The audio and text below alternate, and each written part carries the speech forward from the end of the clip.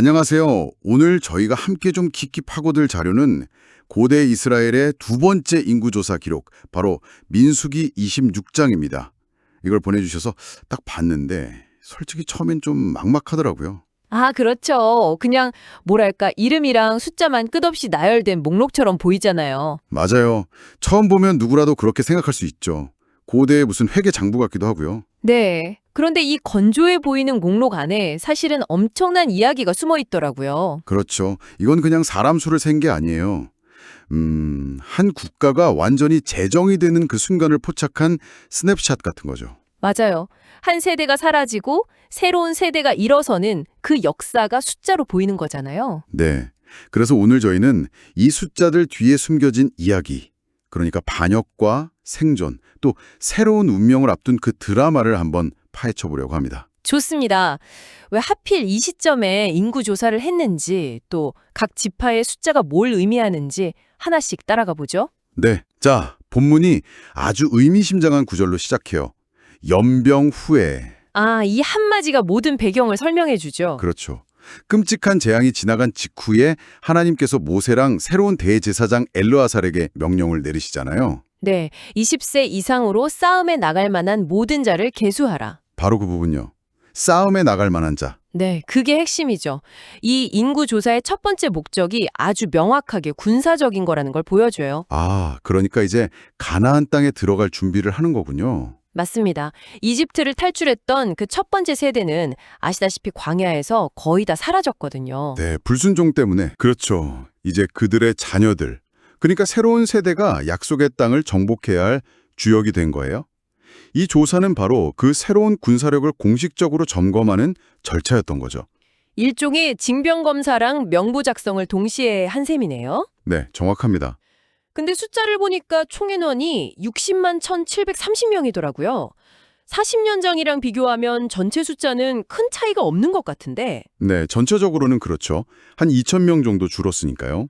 근데 지파별로 뜯어보면 이게 완전히 달라요. 유다 지파는 오히려 인구가 늘어서 7만 6천 명이 넘는데 시므온 지파는 정말 충격적이에요. 아, 시므온 지파. 40년 전에 5만 9,300명이었는데 2만 2,200명으로 거의 3분의 1 토막이 났어요. 바로 그 지점이 이 인구 조사의 두 번째 목적이랑 연결됩니다. 두 번째 목적이요? 네, 바로 행정적이고 경제적인 목적이죠. 본문 54절에 아주 명확하게 나와 있잖아요. 땅을 나눌 때 각 지파의 인구수에 비례해서 주라고요. 아, 수가 많은 자에게는 기업을 많이 줄 것이요. 수가 적은 자에게는 기업을 적게 줄 것이니. 네, 그러니까 사람이 많으면 더 많은 땅을 받는다는 뜻이죠. 와, 정말 현실적이네요. 그럼 시므온 지파는 단순히 인구가 줄어든 걸 넘어서 앞으로 받을 땅의 크기까지 그냥 확 줄어든다는 거군요. 그렇죠.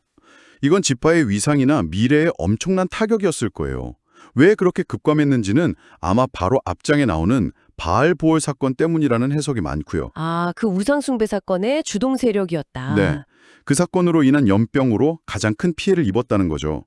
결국 과거의 행적이 미래의 기업과 어떻게 직결되는지를 이 숫자가 보여주는 겁니다. 과거의 행적이 미래의 영토로 이어진다니 흥미롭네요. 그리고 이 목록이 과거를 기록하는 방식도 그냥 숫자에 그치지 않더라고요. 네, 그렇죠. 읽다 보면 갑자기 이야기가 툭툭 튀어나와요. 르우벤 지파를 소개할 때 다단과 아비람 이야기가 길게 언급되잖아요. 아, 네. 그 부분이 이 명단이 단순한 목록이 아니라는 걸 보여주는 아주 강력한 증거죠. 맞아요.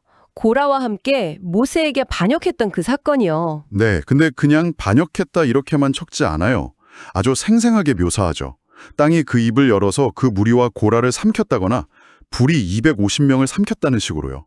마치 족보 기록에 절대 이들처럼 되지 말라는 경고문을 딱 새겨 넣은 것 같아요. 네, 새로운 세대에게 주는 아주 강력한 메시지인 셈이죠. 그런데 바로 그 다음에 저를 정말 멈칫하게 만든 구절이 있었어요. 11절에요. 그러나 고라의 아들들은 죽지 아니하였더라. 그 한 구절이 정말 많은 것을 생각하게 만들죠. 네.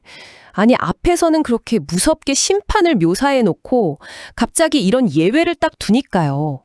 아버지가 그런 끔찍한 죄를 저질렀는데 아들들은 살아남았다.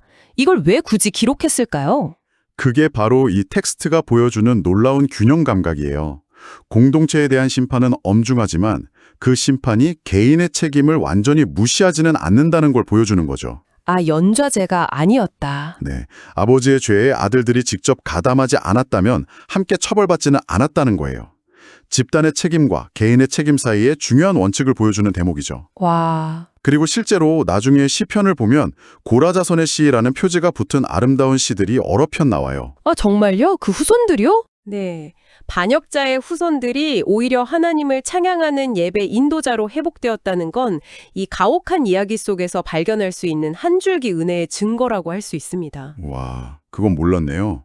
심판의 기록인 줄만 알았는데 그 안에 회복의 씨앗도 숨겨져 있었군요. 맞습니다. 이 명단은 성공의 역사만이 아니라 유다의 아들들이나 아론의 아들들처럼 실패의 역사도 함께 기록해서 공동체의 기억 저장소 역할을 하는 거죠. 네, 그리고 또 이 명단이 미래를 향한 질문을 던지는 것 같은 부분도 있더라고요. 어떤 부분이요? 므낫세 지파를 읽다가 한 가족의 이름이 유독 눈에 띄었어요. 슬로보앗이라는 사람인데 아들은 없고 딸만 5이었거든요. 아, 네. 그 딸들 이름이 전부 기록되어 있죠. 맞아요. 말라, 노아, 호글라, 밀가, 디르사. 다른 사람들은 그냥 누구의 가족 이렇게 뭉뚱그려지는데 왜 이 여성들의 이름은 하나하나 다 기록된 걸까요? 정말 예리한 지적이세요. 그 부분이 바로 이 이야기의 다음 장을 예고하는 아주 중요한 복선입니다. 복선이요? 네, 아까 땅 분배 원칙이 인구 수에 따른다고 했잖아요. 그런데 당시 사회는 철저한 가부장제 사회라서 땅은 아들에게만 상속되었어요. 아, 그럼 아들이 없는 이 슬로보앗의 가문은 어떻게 되는 거죠? 기업을 못 받는 건가요? 바로 그 질문이 생기는 거죠. 이 목록의 딸들의 이름을 일일이 명시하면서 텍스트는 이스라엘 공동체가 앞으로 해결해야 할 아주 중요한 사회적, 법적 문제를 수면 위로 끌어올리고 있는 거예요. 여성은 상속권이 없는가 하는 질문을 던지는 거군요. 맞습니다. 그리고 실제로 바로 다음 장인 민수기 27장에서 이 딸들이 당당하게 자신들의 권리를 주장하고 결국에는 아들이 없을 경우 딸에게 상속권을 인정하는 새로운 법이 만들어지죠. 대단하네요. 단순한 이름 나열이 아니라 사회 변화를 일으켜낼 법적 논쟁의 서막이었군요. 네, 그렇죠. 또 다른 특별 그룹은 레위 지파였어요. 이들은 계수 방식부터가 완전히 다르더라고요. 맞아요. 레위 지파는 군사 인구 조사에서 아예 빠지죠. 대신 태어난 지 1개월 이상 된 남자를 기준으로 따로 계수해요. 그 이유는 그들의 역할이 군사적인 게 아니라 종교적인 직무였기 때문이고요. 네, 성막을 중심으로 한 영적인 일을 전담하는 거죠. 그래서 본문에도 명시되어 있잖아요. 이스라엘 자손 중에서 그들에게 준 기업이 없음이었더라. 그럼 이들은 어떻게 생활했나요? 다른 지파들이 내는 11조와 헌물로 생활했어요. 말하자면 그들의 기업은 땅이 아니라 하나님 그 자체였던 셈이죠. 국가의 정체성에서 종교가 얼마나 중심적인 역할을 했는지 보여주는 부분이네요. 맞습니다. 그리고 모세와 아론 같은 최고 지도자들이 바로 이 레위 지파 출신이라는 점도 기록하고 있고요. 알겠습니다. 자, 그럼 이제 이 긴 목록의 결론으로 가보죠. 인구조사는 끝났고 모든 정보가 기록됐어요. 그런데 이 모든 것의 끝에서 이 장 전체를 관통하는 가장 충격적인 결론이 나오더라고요. 네, 64절과 65절. 이 장의 핵심 메시지죠. 네. 와, 정말 온몸에 소름이 돋는 이분이었어요. 그렇죠. 모세와 제사장 엘르아살이 계수한 이들 중에는 모세와 제사장 아론이 신의 광야에서 계수한 이스라엘 자손은 한 사람도 들지 못하였으니. 정말 숨막히는 구절이에요. 60만 명이 넘는 새로운 세대를 계수했는데 그 안에 40년 전 이집트를 나온 20세 이상 남자는 단 한 명도 없었다. 딱 2사람만 빼고요. 여호수아와 갈렙. 네. 결국 그들이 반드시 광야에서 죽으리라고 하셨던 그 하나님의 선포가 한치의 오차도 없이 성취되었다는 걸 보여주는 공식적인 확인서와 같은 겁니다. 그러니까 이 인구조사는 단순히 새로운 군대를 점검하는 행정 절차가 아니라 하나님의 심판이 완료되었다는 걸 선언하는 신학적인 행위였던 거네요. 맞습니다. 한 세대 전체가 약속의 땅을 목전에 두고 광야에서 사라졌다는 최종적이고 또 냉엄한 증거인 셈이죠. 하지만 동시에 새로운 시작이기도 하고요. 그렇죠. 그래서 이 새로운 명단은 그 자체로 희망의 선언문이기도 한 거예요. 불순종의 세대는 갔지만 하나님의 약속은 사라지지 않았다. 네. 이제 유일하게 믿음을 지켰던 두 사람, 여호수아와 갈렙이 이 새로운 세대를 이끌고 들어갈 거라는 완전한 새 출발의 신호탄이네요. 정확합니다. 오늘 이야기를 나눠보니까 처음엔 그저 지루한 숫자 나열이라고 생각했던 민수기 26장이 정말 다르게 보이네요. 네. 한 세대의 종말을 고하는 극적인 마지막 장이자 다음 세대를 위한 공식적인 출정 명부. 그 안에 정말 많은 이야기가 담겨 있었어요. 그렇죠. 미래 국가의 기틀을 다지는 아주 실용적인 문서인 동시에 약속의 땅에 도달하지 못한 세대를 위한 서늘한 기념비 역할을 하는 아주 복합적인 텍스트예요. 마지막으로 좀 생각해볼 거리가 하나 떠올랐어요. 네, 어떤 걸까요? 아까 땅 분배에 대해 이야기했잖아요. 본문을 보면 두 가지 원칙이 함께 작용하더라고요. 아, 인구수와 제비 뽑기. 네. 인구수라는 아주 실용적이고 공정한 기준에 따라 땅의 크기를 정하라고 하면서 또 동시에 오직 그 땅을 제비 뽑아 나누라고 하거든요.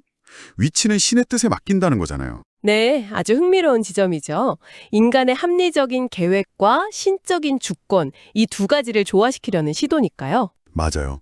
이 모습이 우리 삶의 축소판 같다는 생각이 들었어요. 우리는 최선을 다해 데이터를 분석하고 계획을 세우지만 결국 결정적인 순간에는 우리가 통제할 수 없는 운이나 기회 같은 것들이 작용하잖아요. 그렇죠. 인구조사와 제비 뽑기가 공존하는 거죠. 네, 이스라엘은 이 두 가지를 충돌할 때 어떻게 해결했을까요?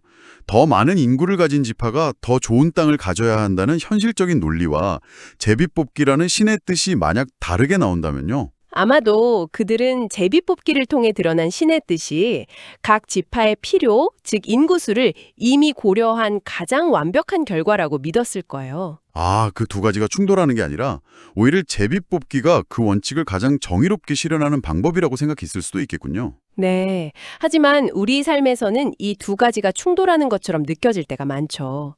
최선을 다해 노력했는데 결과가 따라주지 않을 때, 혹은 전혀 예상치 못한 행운이 찾아올 때 우리는 그 사이에서 의미를 찾으려고 애쓰니까요. 네. 이 고대 문서가 우리에게 던지는 질문은 바로 그것 같아요. 당신의 삶에서 인구조사와 제비뽑기는 각각 무엇이고 또 그 둘 사이의 균형을 어떻게 찾아가고 있나요?